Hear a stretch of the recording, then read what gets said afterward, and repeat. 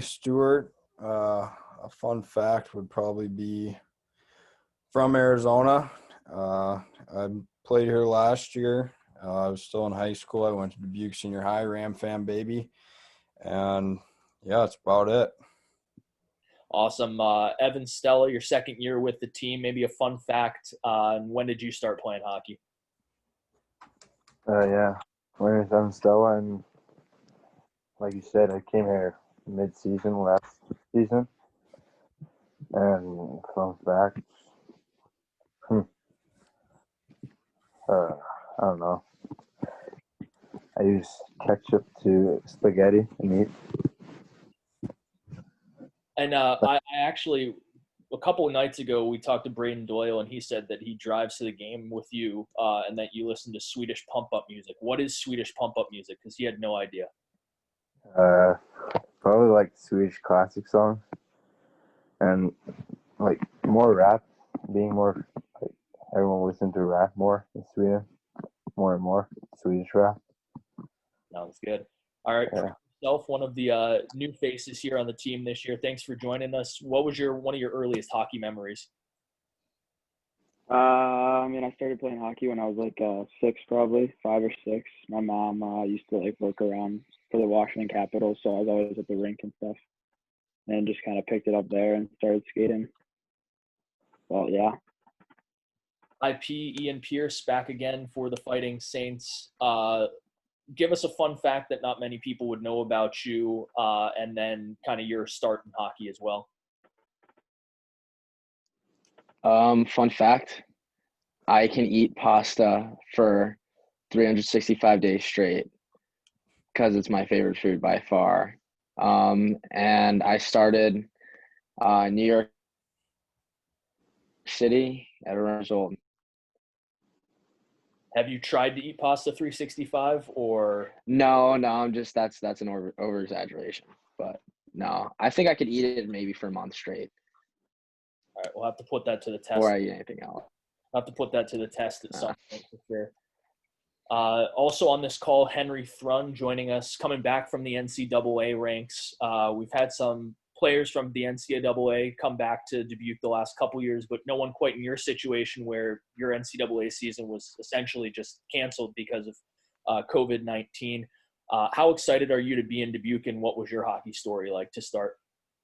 Yeah, what's up, guys? My name's Henry Thrun. I'm pretty fired up to be here. I was talked to Coach Oliver Dave and Callie Larson, and they really sold me on it. Pretty professional organization. Love the guys so far. Love the area. It's been awesome. For me, my hockey story. I grew up in Boston, and just a lot of hockey going on there. So my dad played, my mom played, so I started playing when I was 6, and then took off from there. And then last but not least, we have Reggie Millette here on the call. Reggie, good to have you back for year 2. And your story this summer was pretty well documented in the hockey world. But for those that might not have seen, give us just the quick rundown on how you started in hockey. Yeah, so pretty much I started when I was about 8 or 9. I moved to Indiana with my grandma, and that's pretty much where I started playing.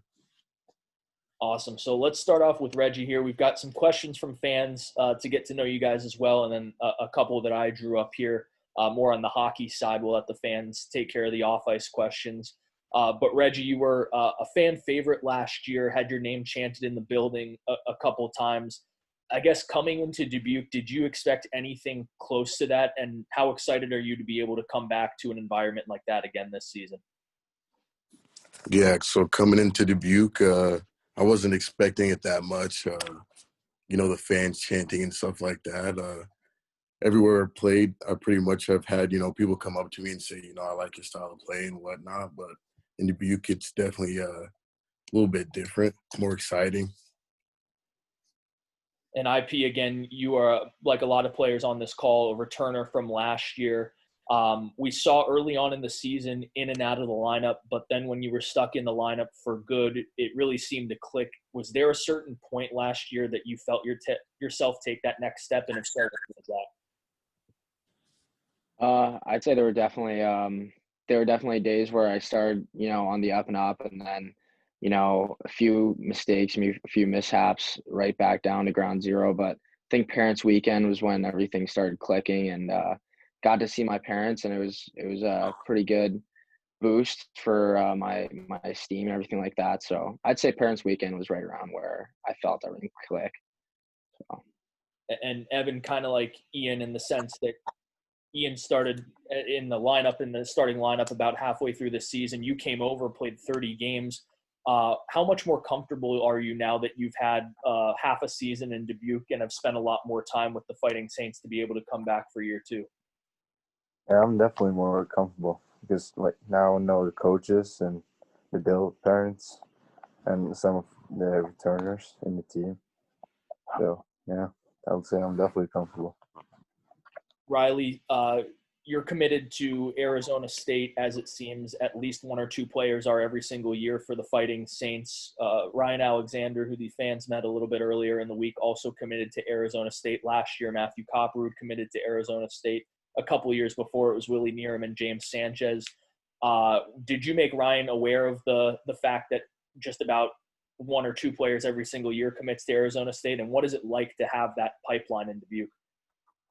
I haven't really talked to him about it too much, but it is good. Like last year, I got to know Copper very good. Like you get to know guys that you'll be with for the next 4 years of your life or however long you're there for. And then guys that are already there, you already like build connections with. So like this summer, I got to get to know Nerum pretty well, and he just told me about it. Like it's just a connection that you have that you can build a relationship off of. And obviously it doesn't happen just by chance that everyone is committing to Arizona State. So for fans that might not know much about their program, what sold you on the program? What's special about it? It's close to home. It's 15 minutes away, and my brother plays there. I'm hoping for the chance to play with him. And like the main fact was that my grandparents and parents can come watch every home game. But yeah. Primo Self, again, we'll stick to the two new guys right now on the team. New to Dubuque, but not new to junior hockey. You have some experience in the BCHL. How do you feel that the experience there is going to help you coming into the USHL? Yeah, I think it'll help a lot. Last year was my first year junior, so it was a great year, good experience, and I think just coming into this year now, I'll have a lot more confidence and junior experience. So I'm looking forward to it. I'm really excited to be here. And Henry, you have some junior experience, some NCAA experience, and for those that don't know, you played in the USHL for a couple of seasons on the NTDP. Looking back at the USHL as you're about a year removed from it, what do you remember most about that league, and how do you feel? What do you feel is a key to being successful in the USHL? Yeah, I think it's a really high skill league. Obviously, it's the top league in the United States for junior hockey, and is probably the biggest feeder league in the NCAA. So there's a lot of really good players on every team, and I think the most important thing is to be able to show up and be ready to play every night, because any player on the other team is definitely good enough to expose you. And we mentioned maybe a little bit of a unique situation. Sometimes when you see players from the NCAA come back to the USHL, it's because they're looking for another college, another path.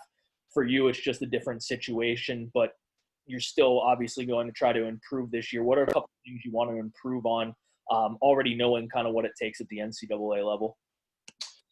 Yeah, there's always stuff I'm trying to work on in my game. I think this year I'm trying to really build a focus on my offensive habits and learning to read plays a little better and kind of put myself in more positions to succeed both offensively and defensively.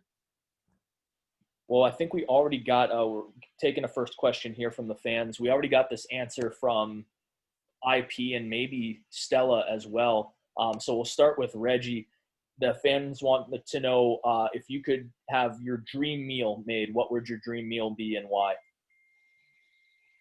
Dream meal would probably be some type of seafood, probably just all the seafood you can get.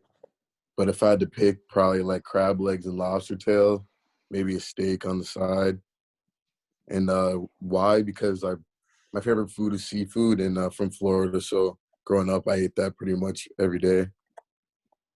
IP, you mentioned that you could eat spaghetti every day. Would that be the go-to meal, though, if you only could choose one, or would you go something a little fancier? Well, Another favorite food of mine is sushi. I'm a huge fan of sushi, but yeah, spaghetti would probably be my go-to meal. That or any other pasta. Just it's always been a favorite food of mine and easy to cook. So yeah, it's definitely something that I enjoy having, and probably wouldn't get sick of it unless I had it every day for a year. So Stella, how about you? What's your go-to meal if you could pick one? Mm, Probably like steak, but otherwise Swedish meatballs. Awesome. Henry, how about you? I'm a big Dunkin' Donuts fan, which is basically like a breakfast chain in New England. So I could probably eat a handful of donuts and some egg sandwiches pretty much every day if I had to. So if my dream meal probably is a big box of donuts and a couple egg sandwiches. Riley, what are we looking at for you? Probably not the healthiest, but I'm gonna go waffles with some bacon. Syrup on there? Oh yeah, a bunch of it. And last but not least, Primo Self, what's the go-to meal for you? I don't know. I've been eating a lot of Chipotle lately. I guess I just have to go with that. Never fails me. Awesome. Getting another fan question here right now. We'll go with Riley and Ian on this one. Riley, we'll start with you, and then Ian, maybe you can give us a little bit more insight onto it. But what does a typical day look for you guys? And I guess this question has shifted a lot from last season to this season because of COVID-19 and everything else going on. So Riley, we'll start with you. Last season, all the guys didn't get to the rink till 12. We got home around like 5:15. This year so far in training camp, the first week was pretty early. We had fitness testing, and then it started. Now we get there around 9:50, and our arrival time at home is 5:30, around there every day. And it's just we have meetings, practice, and workouts, and then recovery, and then lunchtime at the rink. And I guess the question I'll pose to you is, I talked to Oliver, and he mentioned that it was pretty tough to have as much team bonding early on this year just because of the restrictions put on you. But how do you feel that the team has been able to bond in the time that you guys have had together? it's definitely difficult. I mean, because a lot of the guys want to, go to each other's houses, go out to eat together, and it's difficult. But we do get to the rink pretty early. And time for team bonding is spent at the rink.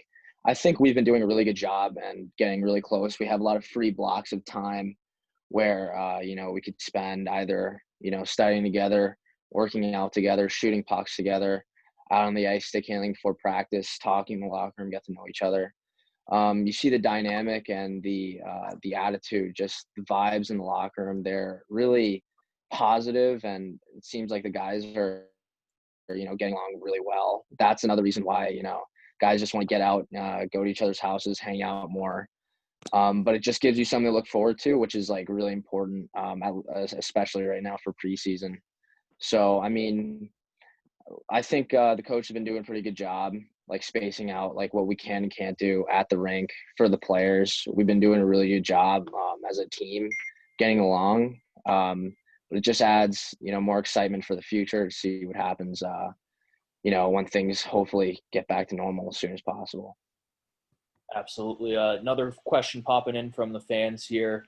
Reggie, we'll start with you since we talked about fans chanting your name, but I guess going more in depth during the games, how much can you hear from the fans? Obviously, if there's a goal scored, I'm assuming you guys can hear the roar, but how much can you really hear from the fans when you're on the ice?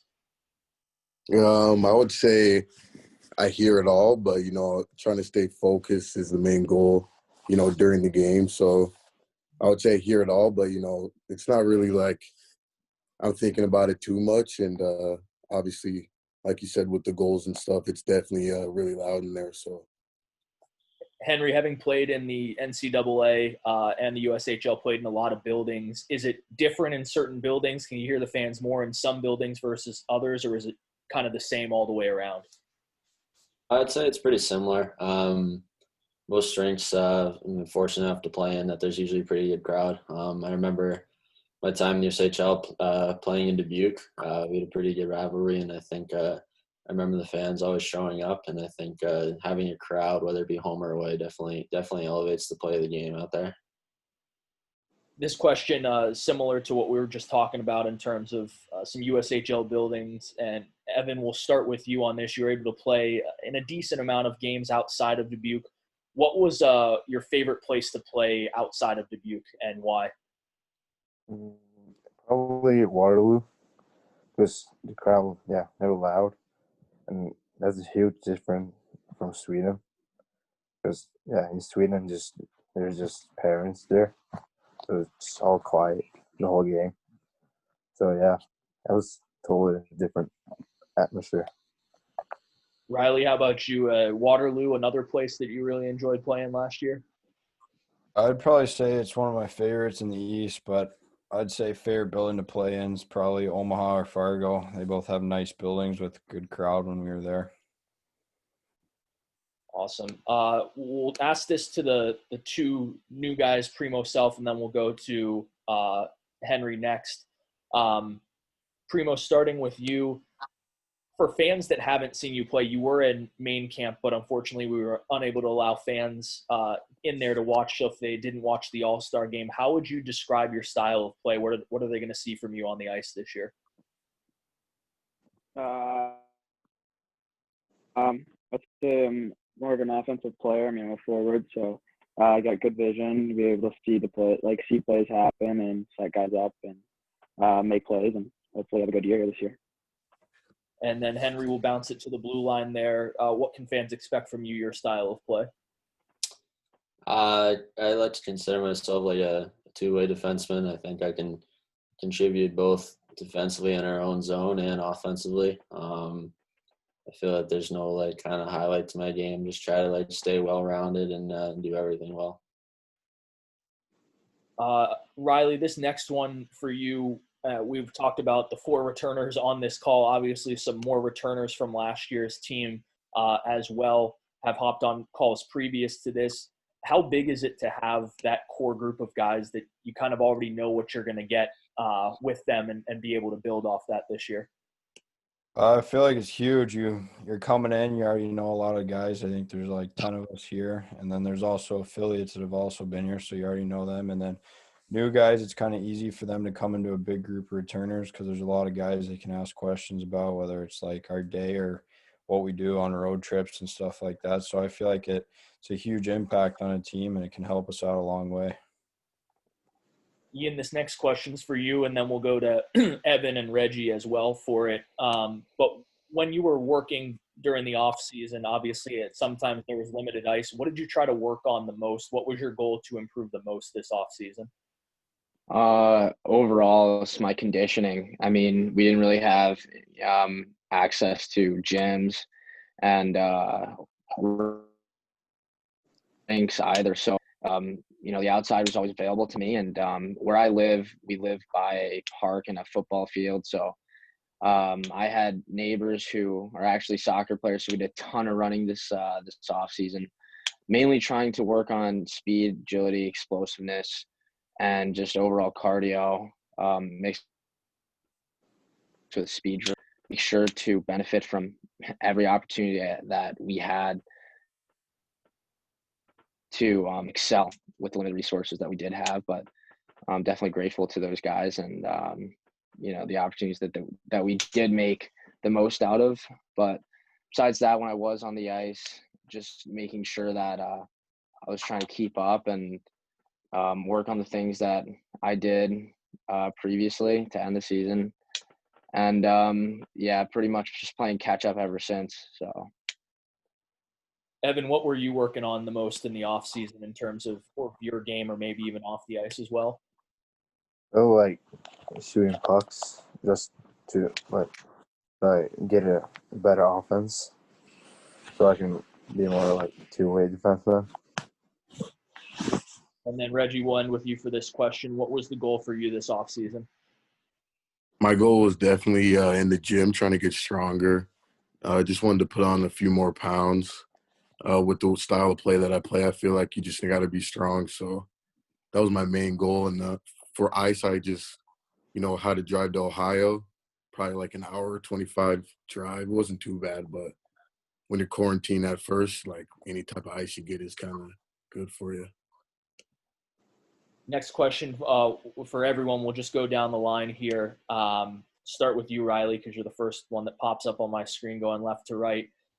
Any pets at home? And if so, what type of pet? And give us their names. No pets in Arizona. Parents traveled too much. We traveled too much when we were kids for hockey, so couldn't have a dog or anything. And then at my billet house, I got a dog. Awesome. Henry, how about you? At home, I got a dog named Shep. He's a English cream retriever, and then my billet house, I have a dog as well. Her name's Sasha. Stella, any pets for you? I have a dog back home in Sweden. Her name is Trixie, and here in my bill house, I have a dog and a cat. Nice.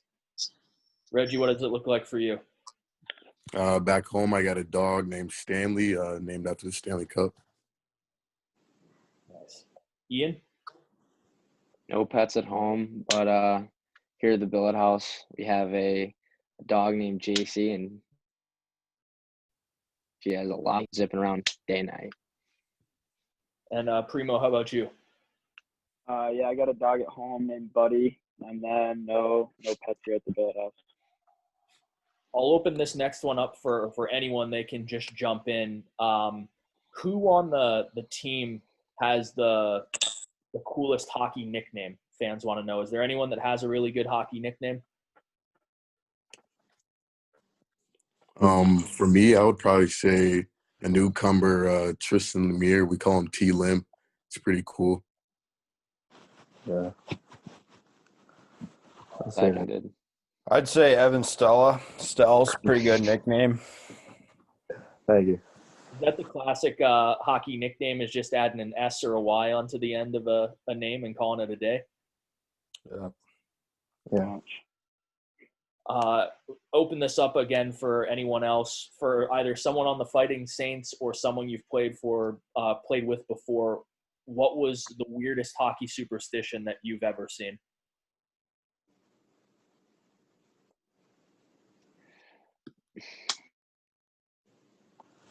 Buddy of mine at Kent, his name's Michael Posma. He'd always put his uppers on before he put on his lowers. He'd always shoot a puck into the other net, try to score for every game.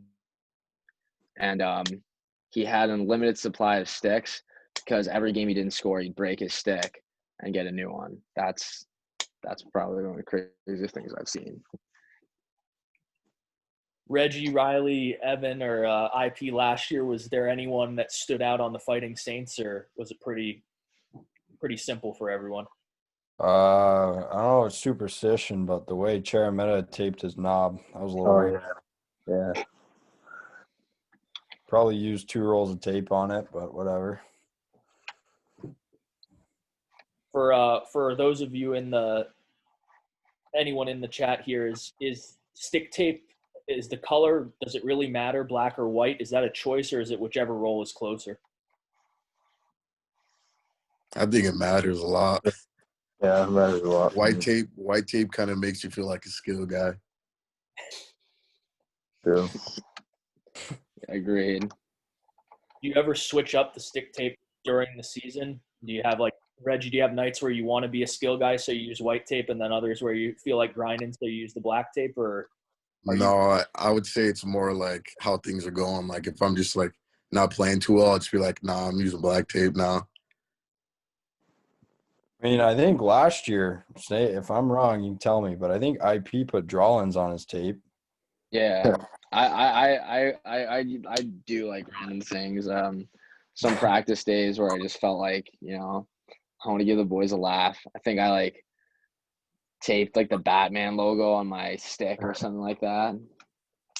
But yeah, I got pretty creative. But other than that, no, I usually go with white.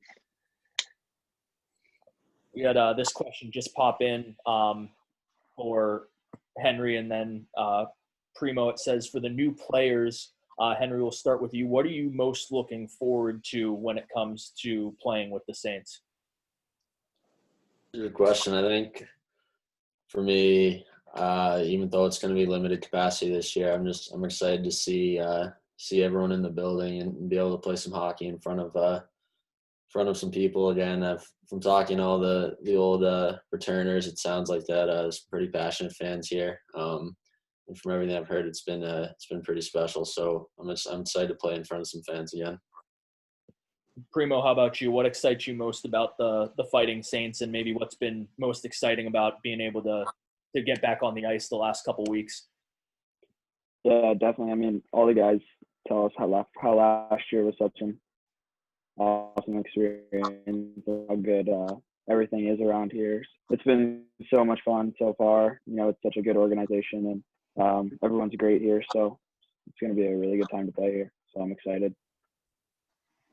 We've got another question here from the fans, and then we'll hop off here as we're running up on the time. Again, just going right down the list from left to right. Riley, starting with you. A lot of time to binge watch TV shows here in the last few months. What was something that you watched a lot of in the last few months? I took a lot of time to watch Love Island. Pretty good show. You just really learn about people, and it's just great drama. You know, you need that in your life. So binge watched Love Island USA, and it was a pretty good season this year. Did you agree with the winners? Should Caleb and Justine have won? There's yeah, I think they got the biggest future out of all the couples, but personally, my favorite guy was Carrington and Laurel. They're just a funny couple, but yeah, they did a good job. Henry, how about you? Watching a lot of Love Island or something else?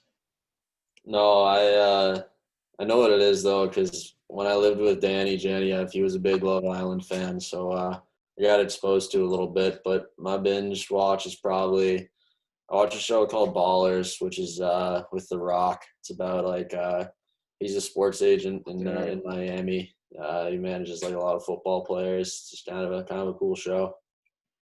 Nice. Reggie, what was your go-to over the last couple months?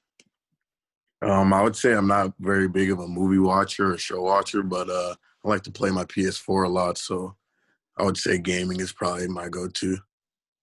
What would be the go-to one or two games? Definitely Fortnite and GTA. Nice. Ian, how about you? And if you're more like Reggie and you rather play video games, you can give us a couple video games. I watched like every Marvel movie leading up to Endgame. That's huge. I'm a huge Marvel fan. So yeah, I watched everything from Iron Man to Endgame, and it's not a show, but it's just the MCU. Huge fan. So Primo, how about you? What were you watching? I've been watching a lot of It's Always Sunny in Philadelphia lately. It's a pretty funny show. It's about like these guys who own a bar in Philly. It's pretty funny. Nice. And Stella, last but not least, what were you watching the last few months? I've been watching tons of movies and just started on Friends like 2 weeks ago. Then otherwise I play video games on PS4. Nice. All righty. Well, we're running out of time here tonight. We've been doing this same question to end everything last night. So, Riley, I'll give you the final word because, again, you're the first screen that popped up when I looked at it. You've got a preseason game here in about 48 hours or so, 2 this weekend, including one at home on Saturday. How excited is the team as you have less than those 48 hours to go before your first preseason game, and what's the mood been in practice the last few days knowing that you have those coming up?